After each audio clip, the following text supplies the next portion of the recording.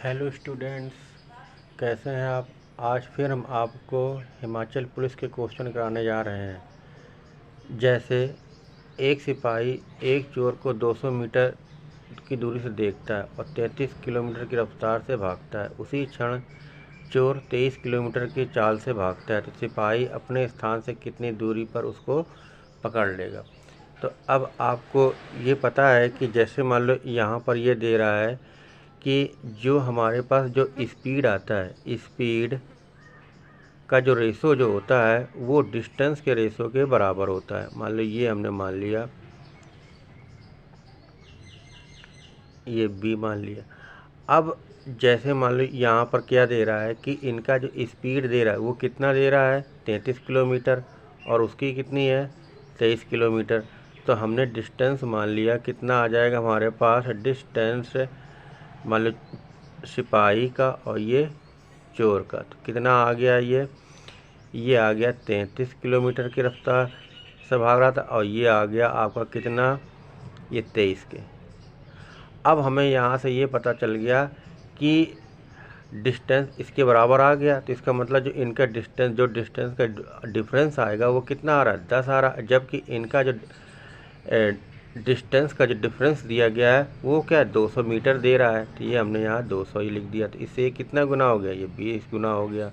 तो अब यहाँ पर सिपाही क्या 33 किया, तो यहाँ 33 का मल्टीपल कर दिया, तो इसका मल्टीपल कर देंगे तो ये कितना आ जाएगा 660 मीटर की पर वो उसको चोर को पकड़ लेगा। यानी कि यहाँ से यहाँ तक कि जैसे मान लो हमने मान लिया कि जैसे ये दे रहा है, अगर ये सिपाही है और ये चोर है, तो क्या यहाँ पर इन दोनों का डिस्टेंस कितना दे रहा है, ये 200 मीटर दे रहा है। तो अब क्या मान लो यहाँ से अगर सिपाही देखता है 200 मीटर, तो चोर क्या भागना शुरू कर लगभग यहाँ तक, उसको यहाँ पर पकड़ लेगा। तो इसका मतलब ये पूरी डिस्टेंस जो आएगी वो 660 मीटर पर सेकेंड में आ जाएगी आपकी। ये मीटर है, ये मीटर के हिसाब से जा रहा है, मीटर पर सेकेंड है, मीटर पर सेकेंड है, ये मीटर पर सेकेंड किसी पे। इसी प्रकार से आपका अगला है,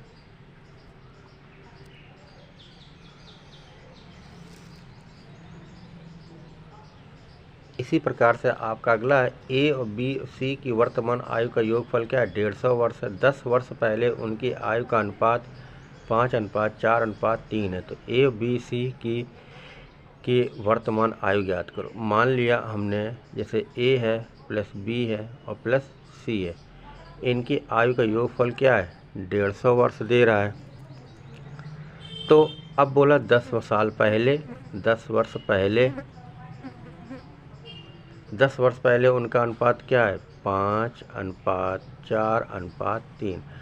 अब वर्तमान में एज उनकी 150 है। अब क्या 10 साल पहले जा रहा, तो 10 क्या है, ए में भी 10 कम होगा, बी में भी 10 कम होगा, सी में कम होगा, यानी टोटल कितना कम हो जाएगा, इसमें से 30 कम कर दिया, तो ये कितना आ जाएगा 120 आ गया। यानी कि यहाँ तक 10 साल पहले इन सब का योगफल 120 है। तो इसका सम किया गया तो कितना आ गया 12 आ गया। तो इससे हमने देखा कि ये कितने 10 गुना हो गया। 10 का इसमें मल्टीपल कर दिया, 10 का इसमें कर दिया, 10 का इसमें कर दिया, तो हमारे पास ये कितना आ गया 50 आ गया, 40 आ गया और ये 30 आ गया। अब वर्तमान में पूछा तो वर्तमान में 10 10 प्लस और कर देंगे, तो ये कितना आ जाएगा 60 का हो जाएगा, ये 50 का हो जाएगा, ये 40 का हो जाएगा।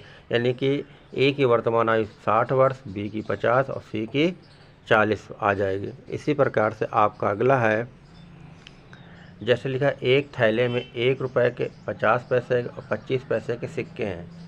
सिक्कों के अनुपात 8:4:3 है, यानी कुल सिक्कों की संख्या क्या 280, तो 50 पैसे के सिक्कों की संख्या बतानी कितनी है।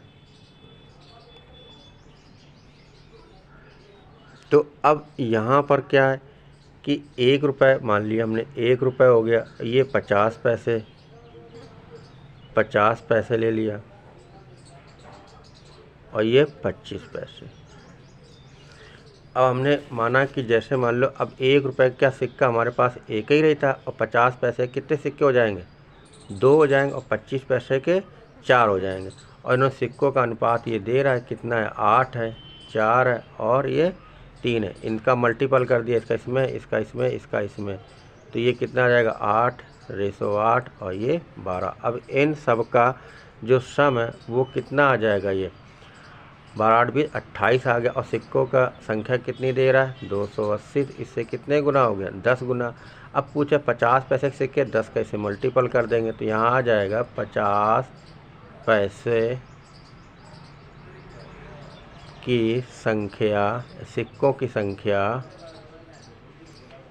हमारे पास 80 हो जाएगी। इसी प्रकार से आपका अगला है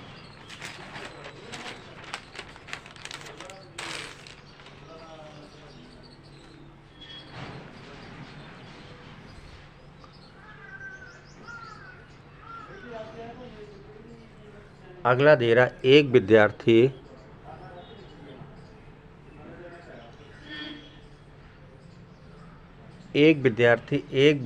जिसे 25 अंक प्राप्त करता है और 30 अंकों से फेल हो जाता है। दूसरा विद्यार्थी 50% अंक प्राप्त करता है और न्यूनतम अंक से 20% अधिक लाता है। तो जैसे मान लो अगर 25%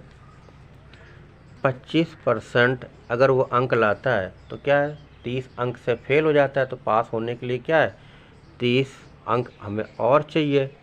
अब दूसरा केस क्या बोल रहा है, यदि वह 50% अंक लाता है तो पास से 20 अंक ज़्यादा लाता है, तो हमने इसको माइनस कर दिया। तो इसको इस साइड ले आएंगे, इसको इस साइड ले आए तो कितना आ गया 30 + 20 = 50% - 25%। तो ये कितना हो जाएगा, तो ये आ गया 50 और ये कितना आ गया 25%। आप जानते हैं कि परसेंट बनाने के लिए 100 का परसेंट होता है, तो इसमें क्या किया आपने 4 का मल्टीपल किया था, तो 50 × 4 और 25 × 4%। तो ये क्या आ गया 100% = 5 दूनी 5 चौको 20 यानी 200 अंक, यानी कि टोटल अंक हमारे पास कितने हो जाएंगे 200।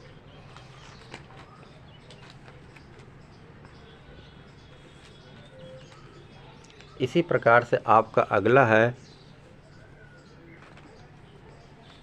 कह रहा है ए और बी और सी और डी अगर हमारे पास विषम संख्याएं हैं, तो अगर हमने ए, बी और सी और डी और ई अगर विषम संख्याएं मान ली 1, 3, 5, 7 और 9, तो अगर इस हिसाब से देखा जाए तो इसका एवरेज हमारे पास क्या बन रहा है 5 बन रहा है। तो पहली संख्या क्या हमारे पास ए दे रहा है, इससे ये कितना कम है 4, तो आप ये 4 प्लस कर देंगे तो नया और एवरेज क्या आ जाएगा a + 4 आ जाएगा।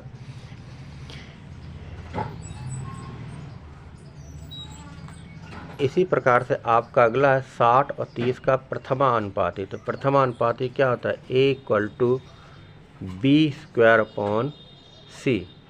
तो ये b मान लिए c मान लिया, तो b कितना आ जाएगा 60 × 60/30, तो 30 दूनी 60, तो इसका मल्टीपल कर देंगे तो कितना आ जाएगा हमारे पास 120।